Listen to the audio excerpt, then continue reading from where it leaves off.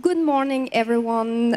Welcome at La Galerie des Solutions at the COP21 Paris Climate Conference. Today on the TV stage, we welcome Jason Pearson. Good morning, Jason. Good morning. Start of this interview today, could you introduce yourself? Certainly. So my name is Jason Pearson. I am the Executive Director of the Sustainable Purchasing Leadership Council, which is a North America-based organization that is just starting to expand globally, and we bring together a community of leadership organizations that are working together to develop guidance and recognition for leadership in sustainable purchasing. So for the people who perhaps are interested in sustainability and climate change, but who are not particularly familiar with sustainable procurement, could you explain to us what it is exactly? Certainly. So, and I should back up and just talk about how we think about our work. If we think about why we are facing climate change and why we are facing some of the other environmental and social risks that we face as a society, in general, we face those because of our industrial and economic activities. All of those activities occur in response to economic demand. And if we look at where that economic demand comes from, in any large developed economy, most of the demand is coming from households. About 70% of demand comes from households, about 25% comes from government. And when you look at that household demand, most of the household demand is for services, for financial services, or for housing services, or for electricity services. And so we are interested in the companies that provide those services and government, who could together, with their purchasing, are therefore responsible for most of the economic demand that is driving the rest of the economy. So sustainable purchasing is looking at how can those organizations, how can governments, banks, hotels, hospitals, universities use their economic influence to advance the sustainable future that we all want, since ultimately it is their economic demand that is responsible for the industrial and economic activity that is causing greenhouse gas emissions, that is causing biodiversity loss, causing some of the challenges that we face. Great. And we meeting today in the context of the COP21. So how does sustainable procurement relate to climate change, and what kind of an impact can sustainable procurement can have on climate change? Sure. Great question. So as we see it, sustainable procurement can have impact on a broad range of issues, including climate change. Just focusing on climate change for a moment, as an example, the U.S. General Services Administration, which is the branch of the United States federal government that purchases on behalf of the government and is therefore arguably the largest institutional purchaser in the world, they calculated that their procurement, their purchase of goods and services, causes a carbon footprint that is 9 times their on-site emissions from vehicles and buildings. So their responsibility, that is, they recognize that their purchasing is generating 9 times the greenhouse gas emissions that their on-site activities represent. And if they can find a way to influence the activities of their suppliers in a way that reduce those greenhouse gas emissions, they have an opportunity to reduce greenhouse gas emissions 9 times the opportunity that they have in their own buildings and their own vehicles. So if we think about that at the scale of society as a whole, every large purchaser has the same opportunity. As they go to their suppliers and ask their suppliers what their suppliers are doing about greenhouse gas emissions, about reducing greenhouse gas emissions, they have an opportunity through their economic influence to advance the future that we all want to see, which is a 2-degree or less future. Okay. So during these negotiations, 195 countries meet. What are the global trends in sustainable purchasing? How do the issues and approaches vary from one country to the other, from one region to the other of the world?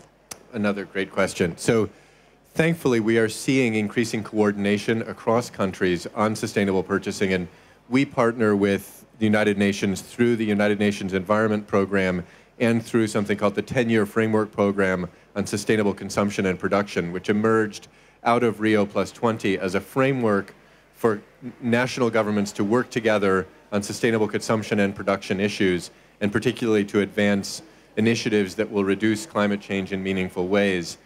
The first of those initiatives was the Sustainable Public Procurement Initiative, which is an initiative that brings together national governments to coordinate on their sustainable public procurement activities.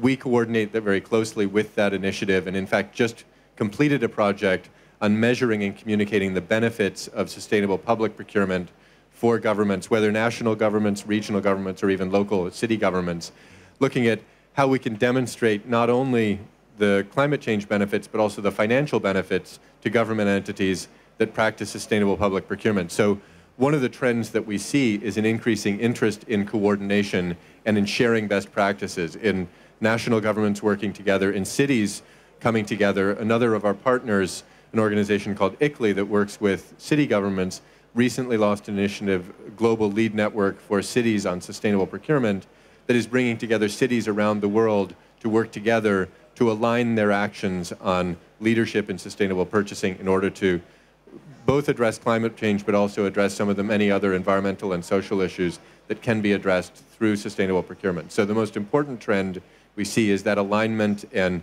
increasing international coordination, developing shared standards and shared best practices across countries. At the same time, we have to recognize that in different countries, sustainable procurement will take a different shape, and particularly if we look at the difference between emerging economies and developed economies, we see differences both in the maturity of the conversation about sustainable procurement and also the availability of market tools that will support sustainable procurement. So in many of the developed economies, tools like eco-labels or standards or certifications exist that help purchasers to advance sustainable purchasing by giving them guidance on which of the products that they could procure that already have preferred environmental characteristics. In emerging economies, the market sometimes doesn't have that level of maturity where there may not yet be eco-labels, standards, or certifications available to support that decision-making. So one of the initiatives of the Sustainable Public Procurement Initiative of the 10-year Framework Program is start to help those economies and advocates for sustainable purchasing within those economies to take the lessons that we've learned from the development of eco-labels and standards and apply those in emerging economy contexts. I would also say that one of the most interesting anecdotes I have from that context is that we recently were in conversation with one of the major development banks who work largely in emerging economies to support development of those economies and are interested in the power that procurement can have to promote innovation in any economy, and particularly in emerging economies. And from our perspective, we would include within sustainable procurement a desire to promote innovation, but also a desire to reduce corruption wherever we see it in supply chains. That said, it's very challenging in some of those markets to talk about corruption in procurement simply because corruption is such a common and vexing problem for those societies that to start a conversation about sustainable procurement with a conversation about corruption in a way stops the conversation before it can even begin. And so we have to have the conversation in different ways in different regional contexts. Actually, you mentioned your partnership with the United Nations, which recently adopted the Sustainable Development Goals. How are you linked with that? Thank you for that question. So the Sustainable Development Goals help us to think about how, as a global society, we can move forward in a way that will allow our development economically to not compromise our ecological future or the social values that we hold dear as a global society. And I see the Sustainable Development Goals as, in a way, a formal document that describes for us the kind of future that we want to see, the kind of goals that we want to be pursuing. For us, sustainable procurement or sustainable purchasing is simply a tool for us to use in applying economic pressure as purchasers to advance all of those goals. So really every one of the Sustainable Development Goals, as you look at that goal, we can see ways that purchasers can apply their economic influence to help to advance those goals. And as a council, our work is to provide purchasers with the tools that they need in order to realize that opportunity. So our last words for everyone who wants to do their part, wants to do his share. Could you tell us what would you advise? How can people get involved? How people can take action? Certainly. So first, I would encourage you to visit our website. We have a list of actions that you can take and also resources that you can use. We have an annual meeting coming up. Our next summit is in Washington, D.C., May 26th to 28th. I would encourage anyone who's interested in these topics to attend that meeting. And then I also mentioned the 10-year framework program on sustainable consumption and production has an SCP clearinghouse which shares a number of resources that are internationally relevant and that have been drawn from the work of governments around the world. So that's another great resource to look at. Thank you very much, Jason. Thank you, everyone. Thank you for being with us. And enjoy La Gallery on its last day. Thank you. Thank you all.